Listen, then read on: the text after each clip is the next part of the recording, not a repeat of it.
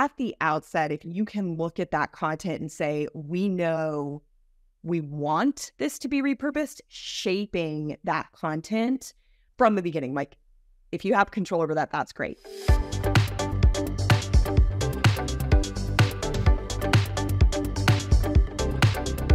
You're listening to the Content 10X podcast, where it's all about content repurposing. I'm Amy Woods, and I'm here to help you maximize your content and find smart ways to get your message in front of more of the right people, whilst also saving time.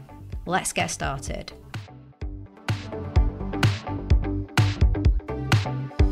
Hello and welcome to the Content 10X podcast. I'm your host, Amy Woods, and welcome to episode 301 of the podcast. I'm very excited as we forge on past our milestone episode 300 and towards episode 400. Now, this episode is the start of a fun mini-series that we thought we'd share with you, where I host leaders in the B2B marketing space who were on our sister show, B2B Content Strategist, or they have been on this show before, and each one of these upcoming guests in the series spoke passionately about a specific aspect of content repurposing, prompting me to invite them back on the show to discuss it in more detail. I'm going to talk to these B2B marketing experts about their favourite content to repurpose and why, unexpected results from repurposing, misconceptions about it, mistakes made, and lots more. So today, to kick off this mini-series, I'm talking with Ashley Faus, who is the head of Lifecycle Marketing at Atlassian. It's a fantastic conversation. Let's dive in. Ashley, welcome to the Content 10X podcast. Hey, good to be here. It's really good to have you on. So I know we've spoken on a podcast before because I had you on B2B Content Strategist podcast, which was a brilliant conversation. We had so much good feedback from that.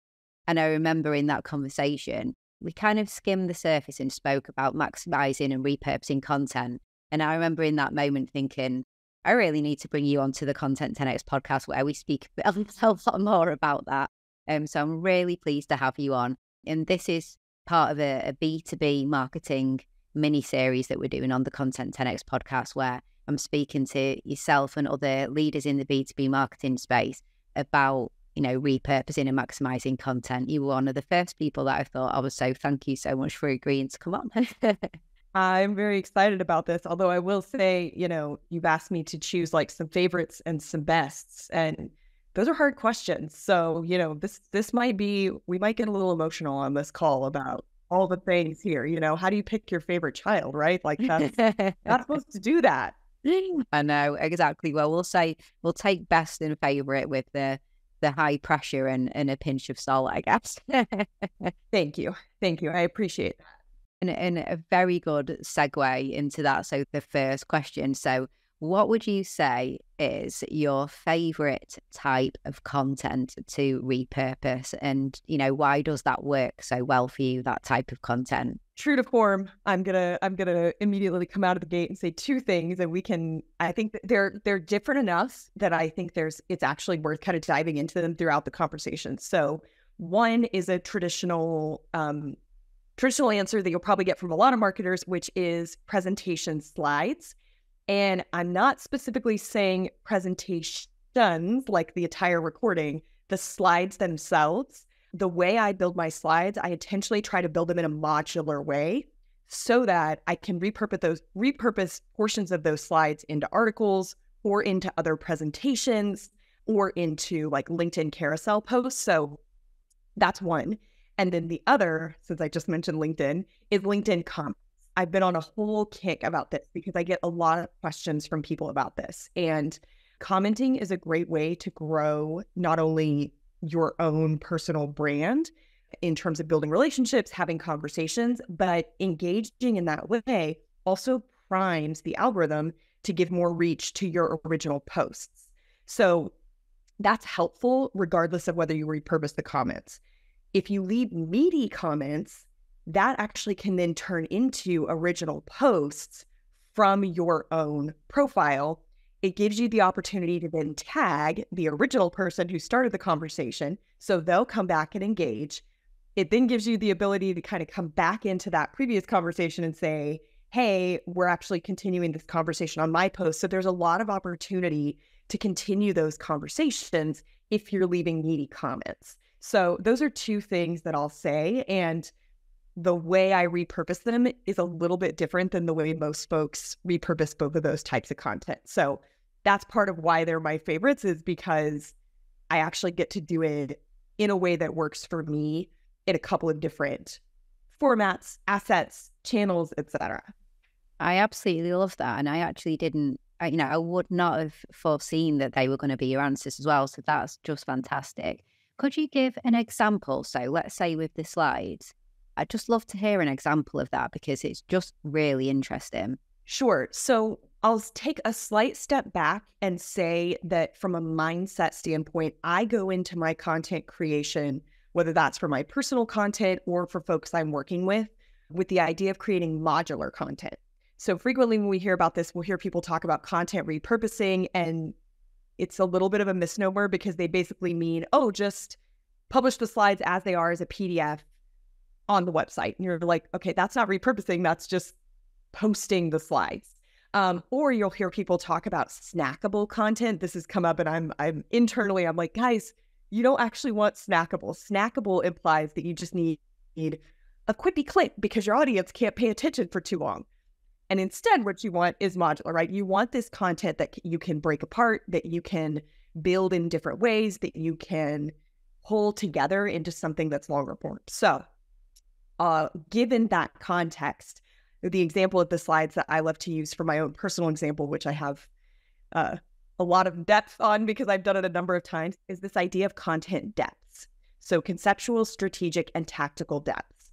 I talk about this in my content strategy framework, which is focused on, the quippy way I say this is, the funnel is dead, use a playground instead. And so as we think about building out an audience journey, how do we create a delightful, seamless, impactful journey, no matter which way our audience travels?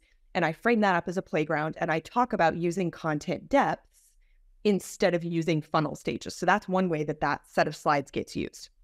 I also use that set of slides in my thought leadership framework. So the 4 pillars of thought leadership. One of those is talking about depth of ideas and then also being prolific. And so I talk about using content depths to inform the narratives for your depth of ideas, to help you codify that and share and be prolific. And so as part of my narratives worksheet that fits in with my thought leadership framework, I talk about addressing things at the conceptual, strategic, and tactical depth and saying, do you have a narrative when you're choosing what you're going to talk about from a thought leadership standpoint? Do you actually have enough depth in that idea to address it at these content depths? So that's another place it gets used. And then in my social media strategy, I have the social media spectrum, and I talk about how you can use different depths of content in your social media, particularly in that broadcast or conversation phase. Obviously, I talk about this from a community perspective as well. So those slides get reused there. Then I break those slides apart and turn them into LinkedIn carousels. And I've talked about this. I have an example that I use pretty frequently around fitness. And this is like a nice blend of my personal and professional. I call myself a fitness fiend in my bio. And so that's my go-to example to explain content depth. And so I've taken those slides and broken them up in a variety of different ways. And then I can put slightly different copy on it. So one question of, how do you come up with so much content? And it's like, oh, well, I just talk about the same content, but at different depths. Not familiar with depths? Here's a set of slides that explain this. Or someone will say, we're not going to use funnel stages. How are we going to map content? And I say, oh, content depths. It's the exact same set of slides with just slight reframing. If somebody says, Ashley, can you give a real world example of content depths? Yep. As a reminder, here's what content depths are. Here's the fitness slides, right? So I've reused that same set of like 5 slides over and over and over and over again. And then other times I've taken the speaker notes out of those slides and turned them into basically a narrative for a worksheet, for an article, for another talk track for a presentation. So that's the slides piece, and you can break it up. And again, you can see that it's not just posting the slides online. It's putting them into different talk tracks. It's taking a slightly different angle. It's taking a different depth on the content depth. Like it's a whole meta thing. Yeah, I was going to say gets quite meta, doesn't it? You're showing all the different depths of talking about what depth is and how you work with it. It's really, it's quite meta, and I absolutely love that concept of just taking things to a different depth. And like you said, obviously looking at completely different angles and ways to use the content and explaining things from the different depths that you can. How do you typically then go on to measure whether this is working? So I know there's loads of different ways that we can measure the effectiveness of content anyway. So it's a layered question on top, isn't it, in terms of the time and effort that you put into the repurposing. Is there certain ways that you're measuring if this approach works? So in addition to all the ways that you would measure content, where, if you're starting to look from a overall standpoint at things like impressions, engagement, comments, conversion to an owned property, etc. The other big thing that I'm starting to look at is what I would call content velocity. So this is a different metric than more content, because you can create a lot of crap, especially with AI now. Like you can get 100 clips. Whether those clips are effective is a separate question. You can get 100 blog posts with AI. Just plop it into ChatGPT, get a transcript, slice and dice it, right? Whether those are effective is a separate question. So what I try to think of is content velocity. If I were to ask a human to generate 10 LinkedIn posts, generate 3 long-form blogs, and generate, let's call it 3 presentations, how long does that take? How many hours of time does that take? How many different assets can you actually create? And how long does it take to do that? Versus if you repurpose it and you say, here's a piece of pillar content, make stuff with it. How fast can I turn that same set of assets? So it's not really about more or an output metric. It's more about how can I accelerate that time to value? And again, for me, because of the way that I create my own content and now the way that I'm working with other folks internally to shape that content, the time to value is much faster because we're not having to create from scratch. And we can say, oh, you can drop the entire intro, and now you've effectively got 3 or 4 different angles on that same intro, but you don't have to create the slides from scratch. I'm actually working on an internal presentation right now about this concept. And I'm like, guys, I already have slides for this. Like, let me just drop this right in. And so I've saved a ton of time because I already have all of these slides. I'm going to tweak the talk track because the audience is different, but the slides themselves and the concept of it, I don't have to create all of that. And so I look at it as more of a velocity metric versus an output metric, because there's some quality issues. And then also more is not necessarily better, right? Like you can only promote more so much. So that content velocity is a big thing that I'm starting to look at. Yeah, it's huge, isn't it? And it's, if you have the same amount of time and you just keep putting that same amount of time to always starting with original thought and all of the brainstorming and idea searching and research and things like that, if it's always in that allocation of time, there's only so far you'll get. But if that allocation of time starts with something already and then you can get that velocity from quality content, then, you're going to get more from the same allocation of time, basically, aren't you? Because you're removing all that original thought process and things like that of the actual concept of what you're trying to share, or the findings, the research, the insights, etc. What would you say is an example of maybe a project you've worked on or a specific piece of content where you saw just fantastic results and what they were? It's like something specific, and then what happened with that and how that connected with your audience. I'll choose a super recent example from the LinkedIn comments, actually. So because I get this question a lot, people say, how do you leave good comments, or how do you come up with so much content? And then I say, well, actually, I repurpose a lot of my comments. So I actually went through and pulled examples of repurposing comments. And so this is something, again, this is a tactic that I've used a lot. And then I kept getting questions about it. So I was like, okay, we're going to go very meta and do a post showcasing the comments, right? Again, yeah, I love this meta approach that you have. yeah. It's just like comments all the way down, repurposing all the way down. So I pulled together basically a post highlighting a bunch of places where I had shared a meaty comment. And so I put in a link to the original post, both from me and from wherever I commented on it. And I did some screenshots of those comments. That post about comments actually generated, I would have to go look, but it was one of my top performing posts over the last quarter. It generated tens of thousands of views. But then off of that, I got invited to do a podcast about comments. And so that has now been repurposed. The advice about how to do comments has been repurposed.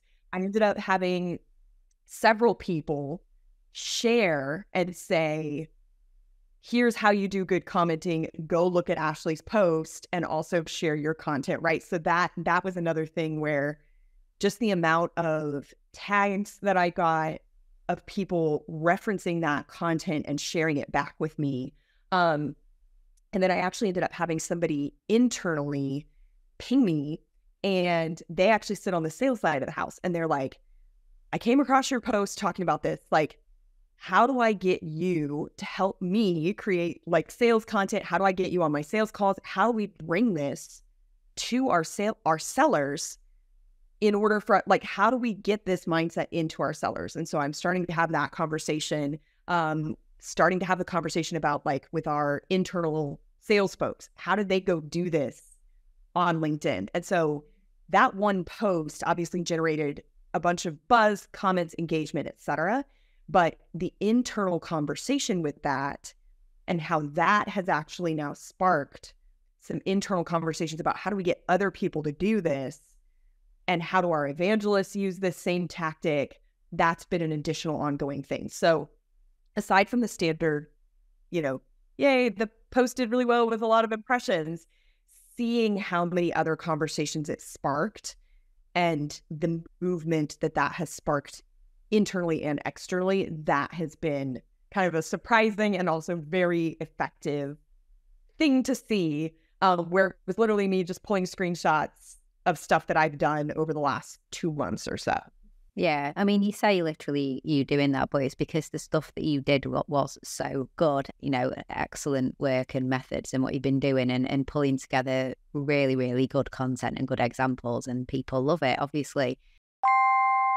Hey, just a little break from this week's episode to let you know about becoming a Content 10X Insider. If you want more content repurposing tips and advice, then why not join hundreds of business owners, marketers, and content creators who get them delivered straight to their inbox once a week by subscribing to the Content 10X newsletter. As well as tips and advice, you get industry updates, inspiring stories, exclusive content, offers, and more. You can subscribe at content10x.com/newsletter, and there's a link in the show notes too. Okay, back to this week's episode.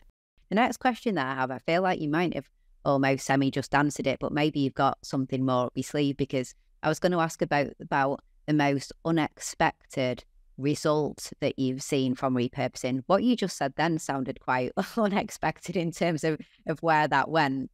But do you have any other examples of just, wow, I kind of never saw that when I repurposed that content to that would be the result? I think for me, I, in some cases early in my journey, stumbled on reusing things and being like, I'm pretty sure I think this just goes together. Like, oh, maybe I should figure out a new way to say it or something. And then just being like, no, I should just use this exact same thing. And I think for me, the longevity and the realization that you get tired of your own stuff much sooner than other people do. And just the number of different conversations that I've had about the same core concept, I think has been very unexpected to me, that I come up with a slightly new angle on it. But to me, I'm because, it's my content, or if I'm working very closely with a subject matter expert, we're so close to the content that to us, we think it's the same. And then we put it out there and it sparks this completely different conversation. And we're like, oh, we thought we were repurposing, but actually the market perceives it as net new. And I think that's overall has been a very unexpected result, that we can take these conversations much further than we originally thought because we're so close to the content that we almost didn't realize that we were saying effectively something that would be perceived as new to the market. Yeah. And I think coming back to when you were talking about the depth as well, because you are explaining things, constantly at a different depth as well. It's that adds that extra layer as well. If it's new, isn't it? Every time you're approaching it, you're taking it from a different angle, different depth, things like that. So that there's just not seen as being repetitive, because not everybody is paying attention to every single thing you say all the time, and new audiences are reached all the time as well. So no, I really love that. What about in terms of an unexpected repurposing opportunity? So I wanted to just share an example of what I mean by that. So as we're recording this episode today, episode 299 of the podcast is going live, and I talked with Liz Elfman from Data World about a really interesting story where she repurposed 1 year's worth of LinkedIn posts by one of their lead data scientists at the company she works at into an ebook. So they took a year's worth of LinkedIn posts, turned them into an ebook. And I just thought, wow, sometimes you plan all the repurposing and you have all these methods and you know exactly what you're creating and what you're repurposing into and things like that. And then sometimes opportunity strikes and you think that is an unexpected opportunity to repurpose, but I'm going to go for it. Do you have an example of that kind of thing, like a very unexpected opportunity that presented itself? I'll go super specific and super tactical, taking the opposite of whatever you just said. So, for example, one of my colleagues was talking about, I work with a lot of Agile and DevOps folks, and so we talk to a lot of technical audiences. And so he had a slide where he was basically showing all of these metrics going up as a sign that everything was healthy, right? And from a repurposing standpoint, it's like, you could just take the opposite of that, and everything going down means that things are unhealthy. And now you get two posts out of the same graphic. Just turn the arrows red and slightly reframe it. So that's been, yeah. And then seeing how you can basically turn that into like 5 different posts, where you have the first post is, here's 5 signs that, things are going well. Here's 5 signs that things are going poorly. Here's how you can improve things. Here's how to prevent things from going poorly. And then you can turn that into a whole article that's got a slightly different flavor of all of that off of basically just one original set. Literally in this case, it was just a single image and some speaker notes. And so that's been something where we've been able to kind of like play with it, to take the opposite and just slightly tweak it a little bit. The other thing that's been interesting in kind of that same vein is, for example, at Atlassian, we talk a lot about our values. We have 5 core values. Those are really central to how we get work done. And so we've worked with a couple of different leaders to like write how those values impact different types of work. And it's this long form article. And it's like, you can actually do a whole series of posts about each value, how it shows up, other companies that have that value. And so that's something that we've been able to kind of take that in from a talk track standpoint and say, here's some ways we can weave in customer stories. So for example, one of our values is open company, no BS. The way that manifests from a product standpoint and a culture standpoint is that all of our Confluence pages are open by default. So as a marketer, I can go in and read what all these other teams are working on. We also have a very strong internal blogging culture. And so I see content from our subject matter experts. That's an opportunity for me to connect this open company, no BS value to the way that we set up and operate our products, to external thought leadership and sharing that I found because our products are open. There's a couple of our customers. HubSpot also has a very similar mindset and use case. And so we actually partnered with HubSpot a couple of years ago to bring them to our conference to talk about this. And so that's an area where kind of unexpectedly, we were able to say like, wait, we can connect the values to the product, to a use case, and there's a customer story. Like we can put all of that together. So those are 2 examples that I would say were kind of unexpected. Yeah, no, that's fantastic. You kind of answered this next question a little bit as well through what you've been talking about, because I wanted to ask you how you decide which content is worth the effort of repurposing? So, if there's certain boxes that you look to be ticked to think, right, let's put the effort into this. You've talked quite a lot already about the things that you look for, like everything you just said, basically, of all those things that you've spotted that made you think we've got something here. But it's a question I often get asked of, like, but how do we decide what to repurpose? And is there just like a certain set of boxes that we should tick that say plow lots of time into repurposing that, and then just don't repurpose that? It's not going to be worth it. And I know there's never really a complete black and white answer, but you stand on that. Again, I'll zoom out and say that where possible, I actually think that this, like, thinking about that distribution piece up front so that you can shape the content. So this comes up a lot. I've given some super tactical examples of, don't say, in this series, we'll say, we'll talk about X, Y, and Z. Or in part 1, we'll talk about X, Y, and Z. Okay, that makes it a lot harder for us to be able to repurpose, to slice and dice it, or to put it into other things, because now you're missing that context, or you're stuck doing an entire series and it turns out the first video flopped, right?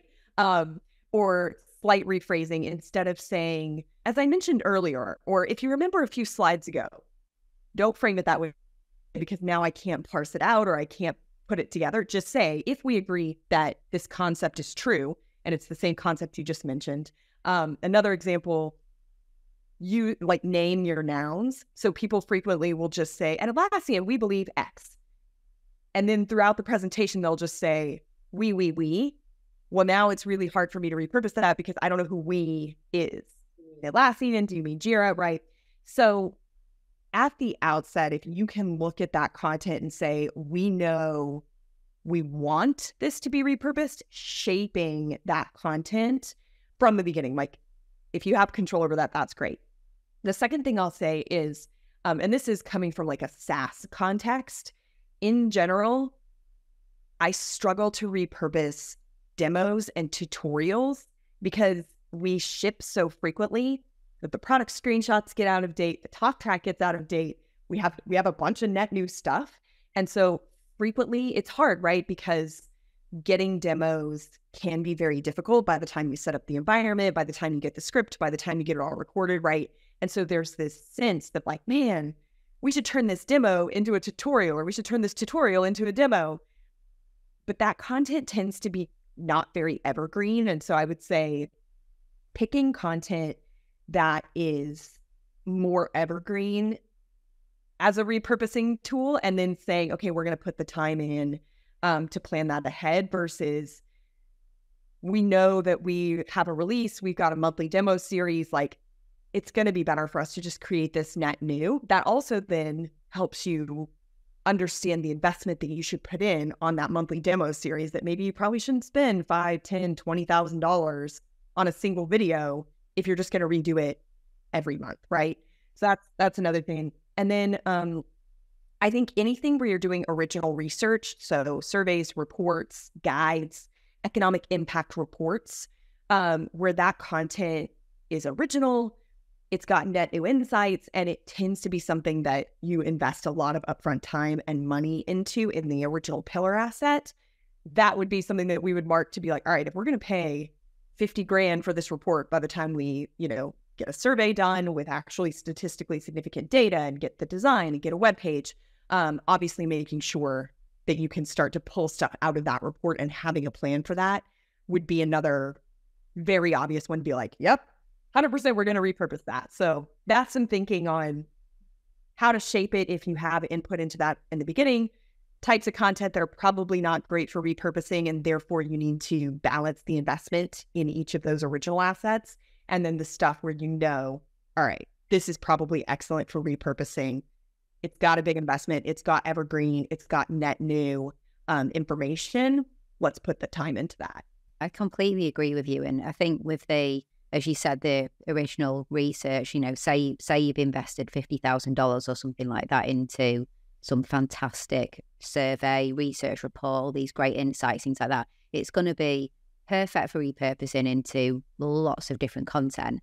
But, you are going to add that extra budget then on top, aren't you? So, the 50 you might add another 15. I know that might go to then 65 because we'll invest another 15 into the repurposing of this. But what you will get, it's like, there's so much more than if that 15 budget just went on another cornerstone piece over there and a new piece of research or something like that, whatever that may be, because you'll get so much more if you just tag that extra repurposing budget onto the big piece, won't you? So I really love that answer. And like you said as well, just sometimes it comes down to the longevity of the content and the time, whether it's evergreen or time bound. And if you know you're going to repurpose it, then watching your language to make sure that you don't date things and things like that. So I really love that. So many great tips in there, especially love what you said about like the nouns and the number of times that we're repurposing content, and it can be quite hard to pick standalone clips out because of exactly what you said. It's like, but it doesn't stand alone because they just said we, like you said, but the definition of we was in the minute before, and you know, like searching for standalone value can be quite hard if it's not presented with that in mind, and there's too many cross references constantly to things that were said before and after and things like that. So I really love that. What would you say is one of the biggest misconceptions that, you know, fellow B2B marketers may have about repurposed content? So sometimes if you hear people saying, yeah, but towards repurposing, kind of misconceptions, or what's the biggest misconception you tend to hear? I'll give two answers. The first is that repurposing means breaking content apart, that it's only taking long-form content and making it short. That is not correct. Repurposing can be taking a bunch of short-form content and making it long, or putting some short-form content into some long-form content, or changing one long-form asset type like video into another long-form asset type like a downloadable PDF or a long-form blog. So that's the first thing. Repurposing does not mean make it shorter in every case. The second thing is that repurposed content gets stale. Usually that's because people aren't actually doing repurposing, repackaging, recycling. There's a lot of re's. They think that repurposing just means reposting the exact same thing everywhere, and so therefore it gets stale. Well, I've promoted this PDF 10 times on Twitter, so now it's stale. Well, no, the content itself is not stale. It's that you just published the same, you didn't actually repurpose it. You just published the same thing 10 times. That's why it's not getting engagement, because you didn't actually repurpose it, right?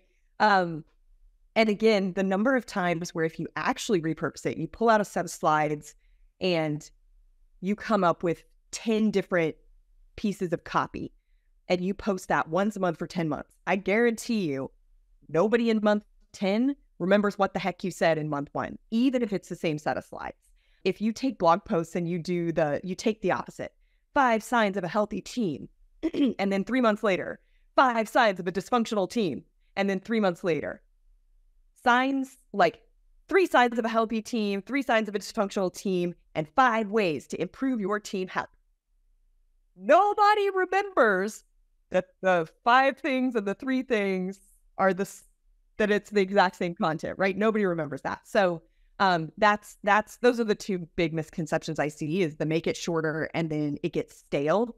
Usually the reason it gets stale is because you have not actually repurposed it. You've just spammed it and spammed the same thing in a bunch of different channels.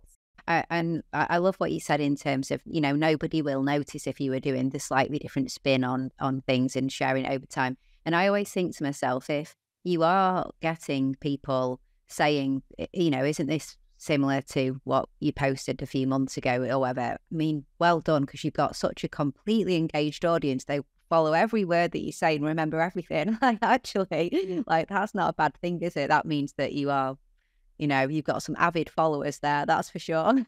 Yeah, well, and it's funny because I've been talking about, for example, like the content playground and my thought leadership framework at this point for several years. And I do have some very loyal and engaged followers. We've had Zoom calls, we DM, they're in my comments all the time. And even when they say, oh, a few months ago, you actually posted this other thing about this same topic, and I really loved how you said it then, they're not calling me out for talking about the same topic or for reusing the same slides. They're making a connection, and they're actually quite pleased with themselves that they made this connection, and they're like excited to remember that I already said this, right? So unless, again, anybody that's saying like, you just talk about the same thing all the time, okay, well, if they're calling you out angrily about that, it's probably not because of repurposed content. It's probably because you're just reposting the same thing over and over, and they're like, this is not new, you've already said this, right? But for the most part, if you're doing actual repurposing, repackaging, resharing, recycling, reswizzling, however you want to call it, most of the time, if your followers notice, they're like thrilled that they made the connect. Yeah. People like seeing reminders of good content again. And, I'm the same. People will more just say, oh, thanks for the reminder on this. Like, I remember you mentioning this and thank you for the reminder. And people like seeing good content again. You do a good job of repackaging and sharing in different ways. But let's face it, Netflix paid hundreds of millions to show reruns of Friends because people like to watch good things again. People do like to see good things again. So as long as you've got confidence that it's valuable and you're saying something that's going to help people, then like you said, if you do feel like you're just banging the same drum and people are getting bored, you're probably not doing it right. Is there an example of any kind of big repurposing mistake or fail that you've ever seen? You don't have to name anyone. I'm not saying to like throw anyone under the bus or anything, but where you've just gone, man, I'm just looking at this and this is a really bad example of repurposing. The whole take a screenshot of your tweet and post it on LinkedIn, or take a screenshot of your LinkedIn post and post it on Twitter. And again, I know we're supposed to call it X. No one knows what X is. We're going to call it Twitter so we have clarity. Let's be clear here. But that, no, like, I just struggle. And again, it's working fine for some people, actually. There's a few creators who it actually is working for, but I just roll my eyes at that. And again, if you know what you're doing, fine. Like, we all know that content is a screenshot of a tweet. But that's the biggest one that I see that I'm just like, y'all, that's not repurposing, that's resharing. And I guess if it's working for you, carry on. But like, let's be clear, this is not some super secret strategy that you've unlocked the Holy Grail. Like, you're just taking screenshots of stuff you posted elsewhere. Like, that's what's happening. I think I did an entire podcast episode on that once, like quite a while ago, because it's been like you said, it's been around for a while. I think I did a whole episode on lazy repurposing in a way, in terms of just taking a screenshot from Twitter and putting it elsewhere. But it is funny, like you said, in terms of even these things for certain people, certain audience and stuff, it works, doesn't it? We did have a client and who that like part of their Instagram approach was Twitter screenshots. But it was funny doing a content review. It was quite surprising. We were looking at every type of content, like meme, GIF, tweet, image, photograph, and then like over a period of time, how did the different types perform? And we were really surprised at how the tweet images were performing so better than the memes and GIFs and like things that you think would do better on Instagram. But it's all down to audience, isn't it? And what works for one person doesn't necessarily work for the other. But I love that. It's a good example. It's funny because on one hand, I want it to not be true, but I know there's a couple folks who come to mind where I'm like, it works for them. So annoying. But also, if it's working and it's easy, you already came up with the content, all you got to do is grab a screenshot. Like, dude, that is so much time saving. So it's funny where I guess I shouldn't call it a mistake. I should call it an eye-rolly thing, that it's annoying that it works. Like, it should be a mistake, but somehow for some people and some platforms and audiences, it's not a mistake. Yeah, exactly. Like you said, and in that case, if you're doing something super easy and seeing it work really well, then you cannot blame someone for keeping doing it, can you? But yeah, no. Well, I should change that to what's your eye roll moment for repurposing. I think that'd be a good question. So this has been such a really good conversation. You've talked about things that I wasn't expecting to be talking about, the comments and the slides and things like that, and that's exactly why I wanted to have these conversations to talk about some really different angles in repurposing.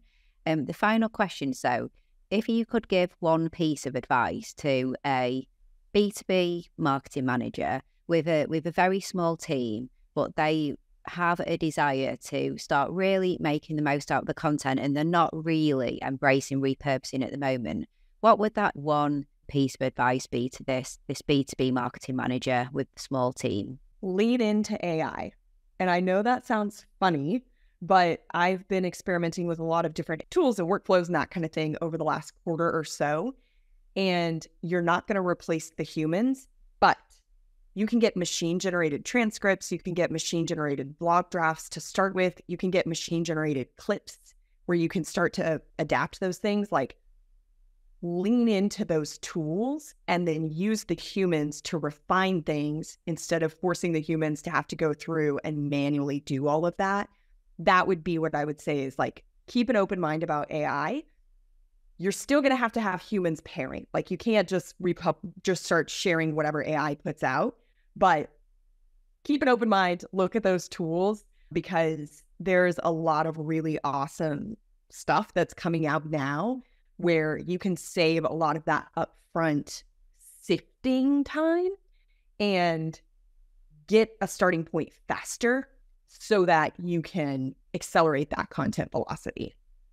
And do you have any specific standout tools that you really like or that you see getting better and would recommend?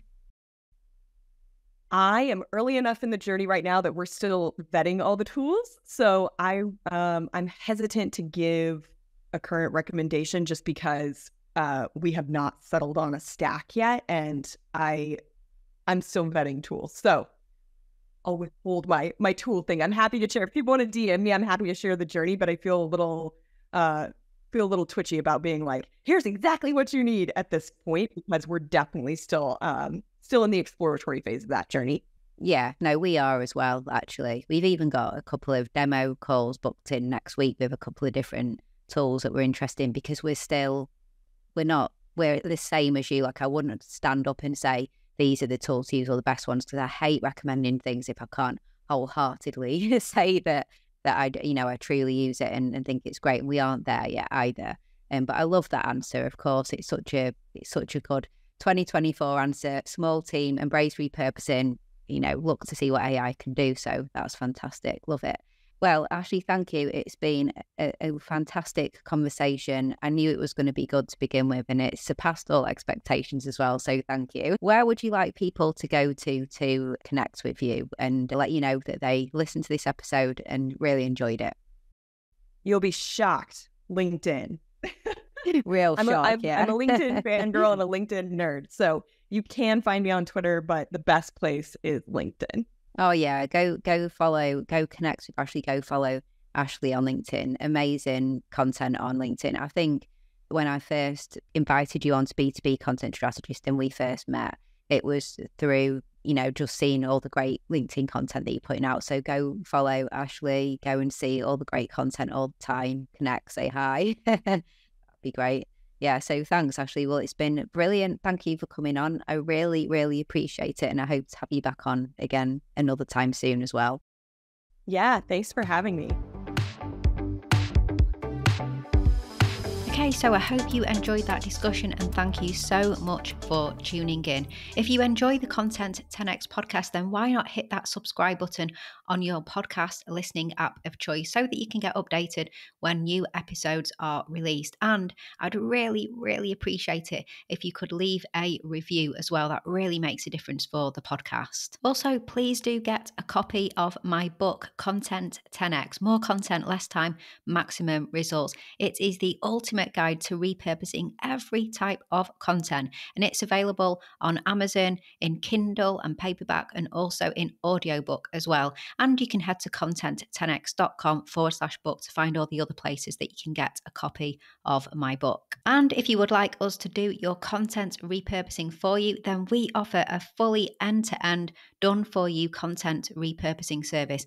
This is for podcasters and video content creators. We have our Podcast 10X video SEO 10x and also our specific LinkedIn 10x service, helping you to become the leading authority in your industry on LinkedIn. You can find out so much more about our services on our website. And also, please do give me a follow on the social media platforms. I share lots and lots of tips and advice on social media about content repurposing. I'm at Content 10x on Instagram, Facebook, Twitter. And if you try content10x.com/LinkedIn, you'll find my LinkedIn profile over there as well. All that's left to say is thank you so much for listening to this week's episode, and I'll catch you in the next one.